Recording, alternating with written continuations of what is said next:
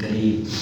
أما بعد فأعوذ بالله السميع العليم من الشيطان الرجيم. بسم الله الرحمن الرحيم.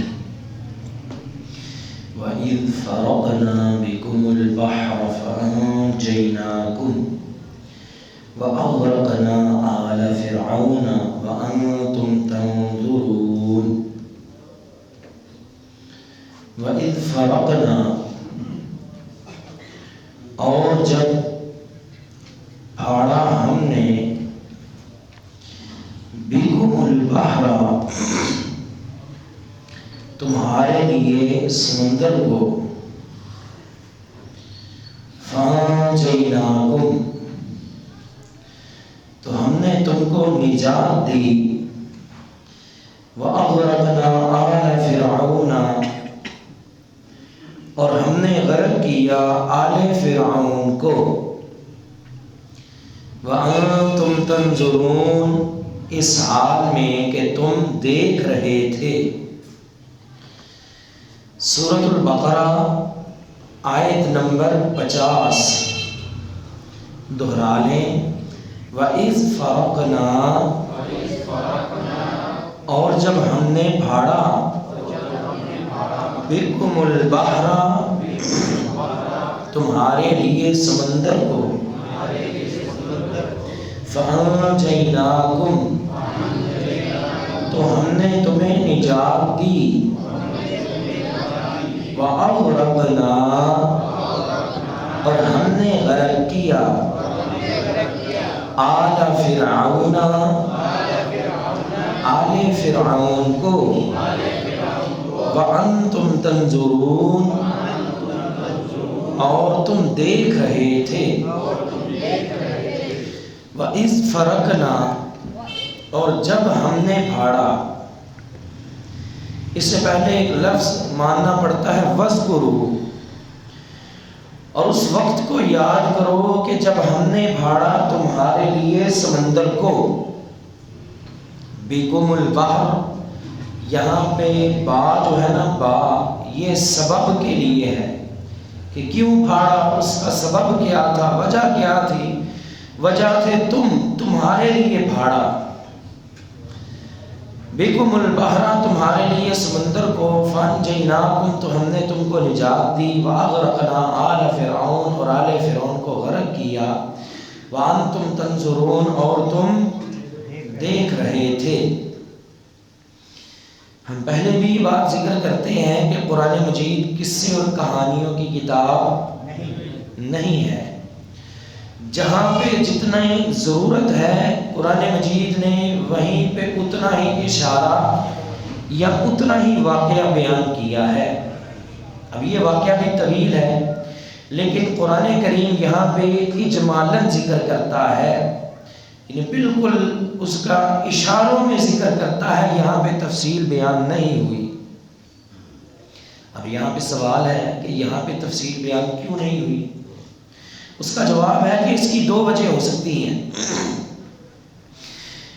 ایک وجہ تو یہ ہے کہ بنی اسرائیل جو تھے ان کو یہ واقعہ جو ابھی ہم بیان کرنے والے ہیں، یا پیچھے جو بیان کر لیا ہے، یا آگے جو آنے والے ہیں، یہ تمام واقعات ان کو اچھی طرح یاد تھے، ان کو یہ سب واقعات معلوم تھے، کیونکہ ان کے آباء و اجداد کی تاریخ میں یہ واقعات گزرے ہیں، تو ان کا بچہ بچہ ان واقعات سے واقف تھا، اس لیے قرآن نے پورا واقعہ نہیں سنایا بلکہ اشارہ کیا۔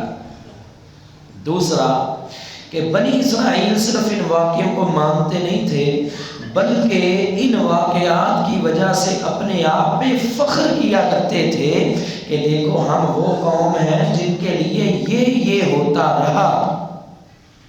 تو بنی اسرائیل کو تو پتہ تھا، مخاطب بھی وہی ہیں، تو لہٰذا اللہ تعالیٰ نے تفصیل سے واقعہ بیان نہیں کیا بلکہ صرف اشارے کیے ہیں۔ یہ جتنے بھی آگے دیکھ رہے واقعات صرف اشارے ہیں، تفصیل نہیں ہے۔ ان لوگوں کو چونکہ تفصیل کی ضرورت نہیں تھی، ان کو واقعات معلوم تھے، اس لیے اشارے ہوئے۔ ہمیں تفسیر کی ضرورت ہے کیونکہ ہمیں یہ واقعات معلوم نہیں، جس وجہ سے ہمیں تاریخ بھی پڑھنی پڑتی ہے، تفسیر بھی پڑھنی پڑتی ہے، مفسرین کے، مختلف محدثین کے اور صحابہ کے اقوال بھی جمع کرنے پڑتے ہیں، اور پھر پوری ایک ترتیب جو ہے وہ جمع کرنی پڑتی ہے کہ یہاں پہ اس وقت اس موقع پہ کیا ہوا یا کیا ہوا ہوگا۔ تو ہم نے کچھ واقعہ موسیٰ علیہ السلام کا پہلے بیان کیا کہ کیسے فرعون اور آل فرعون نے یہ پروگرام بنایا کہ بچوں کو قتل کیا جائے اور عورتوں کو زندہ رکھا جائے۔ اللہ کریم نے موسیٰ علیہ السلام کو اس سال پیدا کیا جس سال بچوں کو قتل کیا جاتا تھا۔ اب موسیٰ علیہ السلام کو اللہ تعالیٰ نے بچایا۔ وَأَوْحَيْنَا إِلَىٰ أُمِّ مُوسَىٰ أَنْ أَرْضِعِيهِ فَإِذَا خِفْتِ عَلَيْهِ فَأَلْقِيهِ فِي الْيَمِّ وَلَا تَخَافِي وَلَا تَحْزَنِي۔ کس طرح بچایا کہ اللہ تعالیٰ نے موسیٰ علیہ السلام کی والدہ کے دل میں یہ بات ڈال دی کہ موسیٰ علیہ السلام کو دودھ پلاتے رہیں، جب بھی کوئی خطرہ محسوس ہو بچے کو ایک صندوق میں ڈالیں اور سمندر کے حوالے کر دیں۔ یہ دل میں بات ڈالی تھی اللہ نے، انہوں نے ایسا ہی کیا، سمندر کے حوالے وہ صندوق کر دیا۔ وہ صندوق جب چلتا چلتا وہ اپنا وہ نہروں میں یا وہ ندیوں میں یا نالیوں میں چلتا چلتا فرعون کے محلات سے گزرا، تو مفسرین نے لکھا ہے کہ فرعون کی بیوی نے دیکھ لیا، اس نے کہا اس کو پکڑیں۔ جب پکڑا گیا، صندوق کو کھولا گیا تو بیچ میں موسیٰ علیہ السلام تھے۔ اللہ تعالیٰ نے پھر ان کی زندگی کی جو سبیل اور راستہ تھا وہ اس موقع پہ بنایا۔ وہی موسیٰ علیہ السلام بڑے ہوئے۔ اب ہم بھی تھوڑے اشارے کرتے ہیں کیونکہ وقت تھوڑا ہوتا ہے۔ موسیٰ علیہ السلام بڑے ہوئے، آپ نے علماء سے سنا ہوگا، پھر اپنے علاقے کو چھوڑا، مدین چلے گئے، وہاں پہ شادی ہوئی، پھر واپس آئے نبوت لے کر، پھر فرعون کو اور یہ بنی اسرائیل اور قبطیوں کو اپنا دعوت دی توحید کی، جو انہوں نے انکار کیا اور موسیٰ علیہ السلام پہ جادوگر ہونے کا الزام لگایا۔ پھر اسی طرح ایک میدان سجایا گیا، وہاں پہ مقابلہ ہوا۔ یہ سارے قصے آگے چل کے باری باری آتے رہیں گے کیونکہ قرآن مجید میں سب سے زیادہ اگر کسی کا ذکر ہے تو وہ کس کا ہے؟ موسیٰ علیہ السلام کا اور بنی اسرائیل کا۔ تقریباً قرآن مجید کی 514 آیات میں ان کا ذکر ہے۔ کتنی؟ 514 آیات میں۔ تو یہ آگے کچھ واقعات آتے بھی رہیں گے۔ جادوگروں کا اور موسیٰ علیہ السلام کا مقابلہ ہوا، جادوگر جو تھے وہ ہار گئے، موسیٰ علیہ السلام پہ ایمان لے آئے۔ اب فرعونی جو تھے ظلم تو وہ پہلے بھی کرتے تھے، یہ قبطی بنی اسرائیل پہ۔ اب انہوں نے کہا کہ یہ تو موسیٰ علیہ السلام کے ساتھ اور لوگ لگنے شروع ہو گئے ہیں، لہٰذا اپنی جو سزا اور عذاب ہے اس کو اور زیادہ سخت کر دیا جائے۔ کیوں جی؟ بات کی سمجھ آ رہی ہے کہ نہیں؟ اس آیت کی یہ واقعے اور اس کے پس منظر کی سمجھ آ رہی ہے کہ نہیں؟ انہوں نے کہا موسیٰ علیہ السلام اور ان کی قوم پہ اور زیادہ سختی کر دی جائے تاکہ یہ حق سے باز رہیں، کیونکہ حق تو ان کے سامنے بھی واضح ہو چکا تھا۔ اب آپ کو پتہ ہے کہ جب بڑے لوگ یا طاقت والے لوگ جو ہیں وہ دلائل کی دنیا میں بالکل حالی نظر آئیں، دلائل سے وہ خاموش ہو جائیں، پھر وہ کیا کرتے ہیں؟ پھر وہ طاقت کا استعمال کرتے ہیں، پھر وہ پیسہ دکھاتے ہیں، زور دکھاتے ہیں، فوجیں دکھاتے ہیں۔ یہی کام نمرود نے بھی کیا تھا ابراہیم علیہ السلام کے ساتھ، جب وہ مناظرہ ہار گیا تھا، ربی الذی یحیی و یمیت، میرا رب وہ ہے جو زندہ کرتا اور مارتا ہے۔ اس نے کہا میں بھی مارتا ہوں۔ ابراہیم علیہ السلام نے فرمایا میرا رب وہ ہے جو سورج کو مشرق سے نکالتا ہے، اگر تو رب ہے تو مغرب سے نکال کے دکھا۔ فبہت الذی کفر، وہ لاجواب ہو گیا اور پھر وہ ابراہیم علیہ السلام کو اپنا زور دکھانا شروع ہو گیا۔ تو انہوں نے بھی یہی کام کیا۔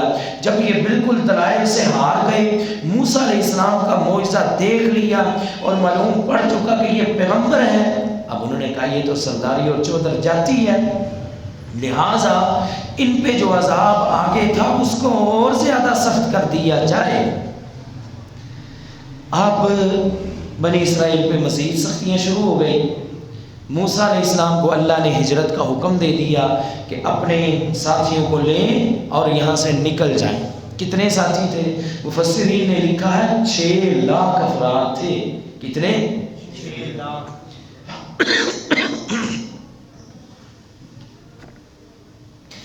6 लाख अफराद थे जो मूसा अलैहिस्सलाम वहाँ से लेकर रात को रवाना हो गए। अब पहुँचे कहाँ पर? बुहैरा अहमर, जिसे बुहैरा कुलज़म भी कहते हैं, बाज़ लोगों ने इसे दरिया नील भी कहा है। दरिया नील नहीं है बल्कि बुहैरा अहमर है या बुहैरा कुलज़म इसको कहते हैं। वहाँ पे पहुँचे, रात का अंधेरा था, रास्ता भूल गए। उन्होंने इस समंदर को साइड से काटना था और दूसरे मुकाम पे फ़लस्तीन की तरफ जाना था, लेकिन रास्ता भूल गए। अब ये समंदर के पास पहुँचे और मसला क्या बना, आगे समंदर इलाका पहाड़ी है, इस तरफ भी बड़े बड़े पहाड़, इस तरफ भी बड़े बड़े पहाड़। अब ये जब मूसा अलैहिस्सलाम अपनी कौम के साथ उस जगह पे दाखिल हुए, आगे समंदर है, पीछे देखा, फिरौनियों को भी पता चल गया, फिरौन भी अपनी जो है फौज को लेकर पीछे आ गया। अल्लाह अकबर। अब यहाँ जो है वो मामला बड़ा ही हैरान कुन है। मूसा अलैहिस्सलाम की कौम ने देखा, देख के कहने लगे, मूसा, ए मूसा, इन्ना लमुद्रकून, कुरान मजीद के अल्फाज हैं, इन्ना लमुद्रकून। इसका पंजाबी में तर्जुमा ये है कि ए मूसा मरवा देता ही, ए मूसा मरवा देता ही। और बल्कि बाज़ मुफस्सिरीन ने बात लिखी है, उन्होंने कहा, ए मूसा, क्या मिस्र में हमारे लिए कब्रें नहीं थी जो तुम यहाँ पे मरने के लिए हमें ले आए हो? किसी ने कुछ कहा, किसी ने कुछ कहा कि अब हमारा क्या बनेगा, आगे समंदर, इधर भी पहाड़, इधर भी पहाड़, जहाँ पे चढ़ना मुश्किल है, पीछे जाएं तो फौज फिरौन की खड़ी है तलवारें लेके, इन्ना लमुद्रकून, ये हमारे हाथ खड़े हैं मूसा, अब तो हम पकड़े गए, अब तो हम मारे गए। यहाँ पे है सबक लेने वाला। मूसा अलैहिस्सलाम के अल्फाज क्या थे? क़ाला कल्ला, सुभान अल्लाह, अल्लाह हमें भी ऐसा तवक्कुल अता फरमा। किसके लिए निकले थे? अल्लाह के लिए। किसके हुक्म पे निकले थे? अल्लाह के हुक्म पे। हजरात ये नुक्ता नोट कर लें, जब आप कोई काम अल्लाह के लिए करें और अल्लाह के हुक्म से करें, फिर जान लें कि दुनिया कभी आपका नुकसान नहीं कर सकती, अल्लाह करीम कभी आपको ज़ाया नहीं होने देगा। आप जब अल्लाह के दीन के लिए निकले हैं, अल्लाह ताला के हुक्म से निकले हैं, उसकी शरीयत पे चलते हुए निकले हैं, फिर लोगों की परवाह ना किया करें। अगर दुनिया कहती है ना आपके असबाब ख़त्म हो गए, तो फिर सोच लिया करें ये दुनिया हकीर है, छोटी है। अगर आपकी आंखें कहती हैं ना असबाब ख़त्म हो गए, मारे गए, तो ये समझ लिया करें आंखें छोटी, हमारी अकल छोटी है। अल्लाह अकबर, अल्लाह हर चीज़ से बहुत बड़ा है। अब उन्होंने कहा इन्ना लमुद्रकून, मूसा चारों तरफ से घेरे गए, आगे समंदर, इधर पहाड़, इधर पहाड़, इधर फिरौनी फौजें, हम तो चारों तरफ से घेरे गए, निकलने का कोई रास्ता नहीं। मूसा अलैहिस्सलाम का जुमला सुने, कल्ला, हर किस नहीं हो सकता कि हम पकड़े जाएं। सुभान अल्लाह, सुभान अल्लाह। कल्ला, कल्ला, हरगिज़ ऐसा हो ही नहीं सकता कि हमारा एक भी फौजी पकड़ा जाए।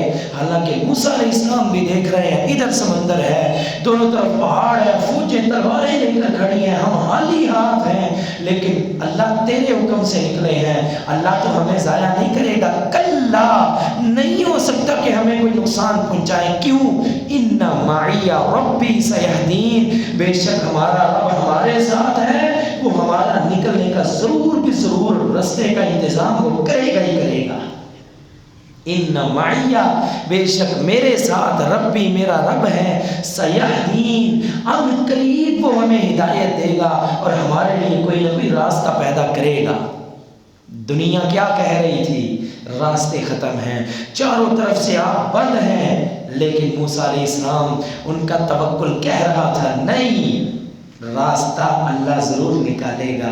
यही तो हमारे कुरान की भी तालीम है, वमन यत्तकिल्लाह यजअल लहू मखरजा, जो अल्लाह से डर जाए, अल्लाह करीम उसके लिए ज़रूर भी ज़रूर कोई ना कोई रास्ता निकलने का बना ही देते हैं। लिहाजा घबराया ना करें, कोई کوئی ایسا مسئلہ جو شریعت کی وجہ سے آپ کو پیش آیا ہو اس سے تو بالکل نہ گھبرایا کریں، اللہ آپ کے لیے ضرور راستہ نکالے گا۔ وہاں پھر کیا ہوا؟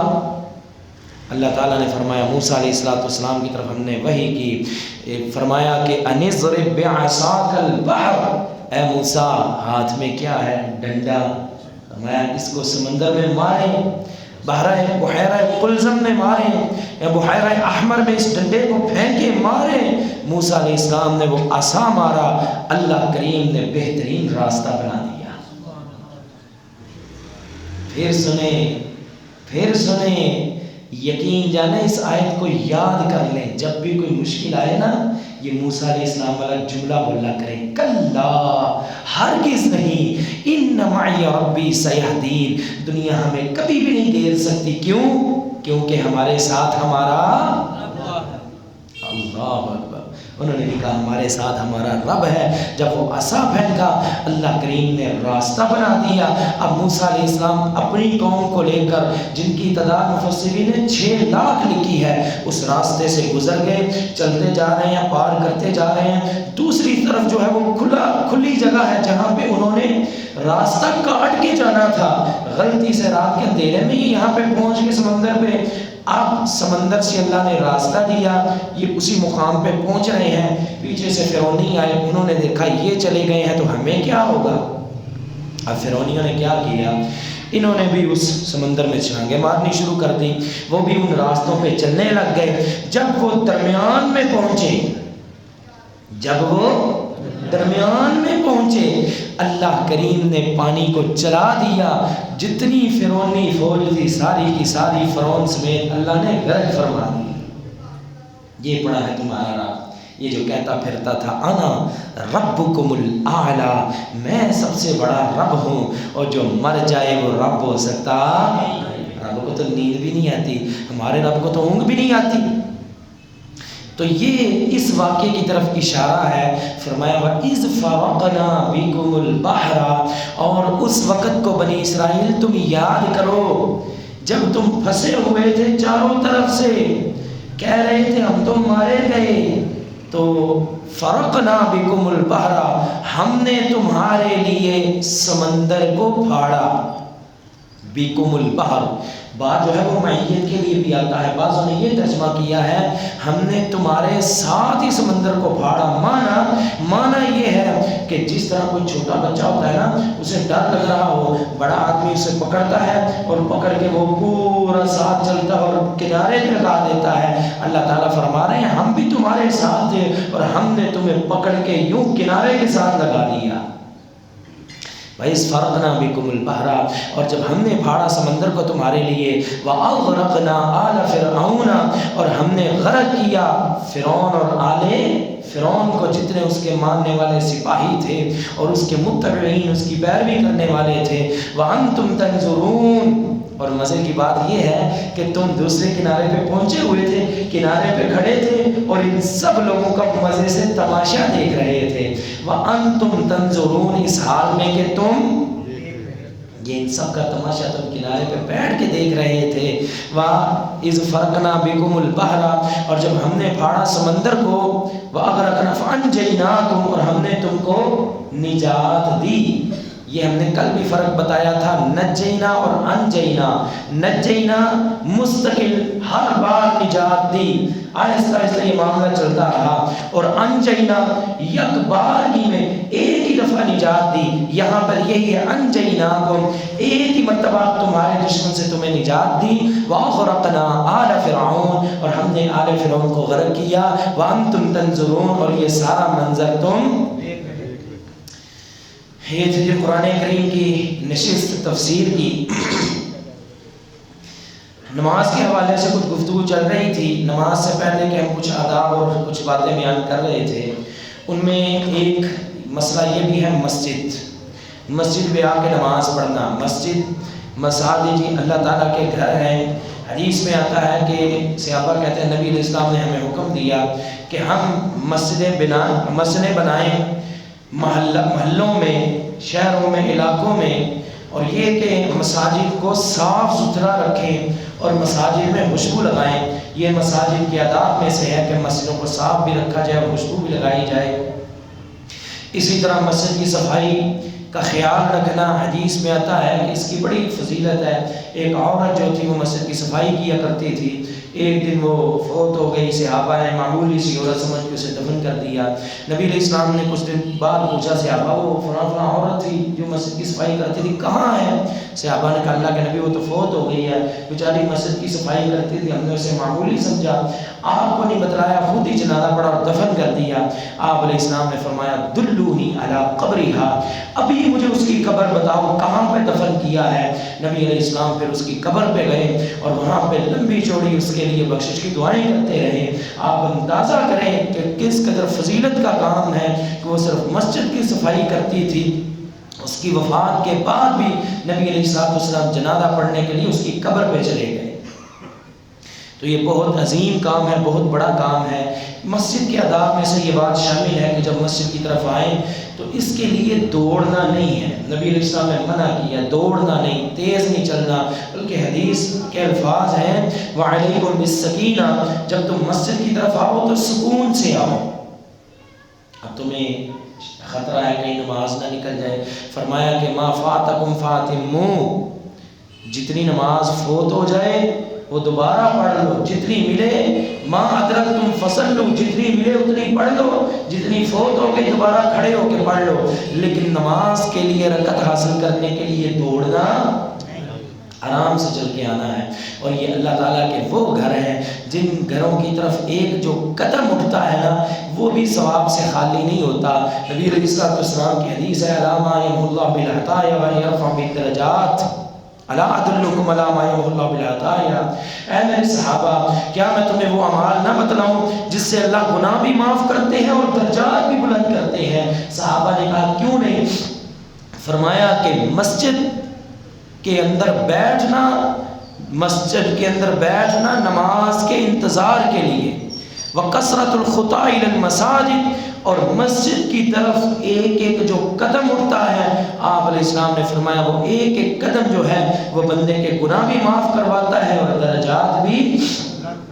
بلکہ جمعے کے دن کے متعلق تو آتا ہے کہ جو شخص غسل کرے کروائے، جلدی مسجد میں آئے، امام کے قریب ہو کے خطبہ سنے، لغو بات نہ کرے، آپ علیہ السلام نے فرمایا اللہ اس کے ایک ایک قدم کے بدلے میں پورے 1 سال کے روزے اور 1 سال کی نمازوں کا ثواب لکھ دیتے ہیں۔ اندازہ کریں کہ مسجد کی طرف اٹھنے والا قدم یہ بھی خیر سے خالی نہیں ہوتا۔ بنو سلمہ جو تھے مسجد کے دور رہتے تھے، انہوں نے ارادہ کیا کہ ہم مسجد کے قریب گھر لے جائیں۔ نبی علیہ السلام کو جب پتہ چلا، آپ علیہ السلام نے فرمایا تم مسجد کے قریب آنا چاہتے ہو؟ جی اللہ کے نبی۔ آپ علیہ السلام نے فرمایا دیارکم تکتب آثارکم، جہاں پہ رہتے ہو وہاں پہ ہی رہو، اللہ کریم تمہارے ایک ایک قدم کے بدلے میں تمہیں نیکیاں عطا فرماتے ہیں۔ تو لہذا جب گھر سے نکلیں اپنے ایک ایک قدم کے بدلے میں یہ نیکی، اس کی نیت کر لیا کریں کہ ایک ایک قدم اٹھائیں گے اس کے بدلے میں اللہ سے اجر بھی لیں گے اور گناہ بھی معاف کروائیں گے۔ یہ جو قدم ہے یہ خیر سے خالی نہیں رہے گا۔ باقی مساجد کے کچھ آداب ہیں وہ انشاءاللہ اگلی قسط میں۔ اللہ تعالیٰ صحیح معنوں میں ہمیں کتاب و سنت پہ چلنے والا بنائے۔ وآخر دعوانا الحمدللہ۔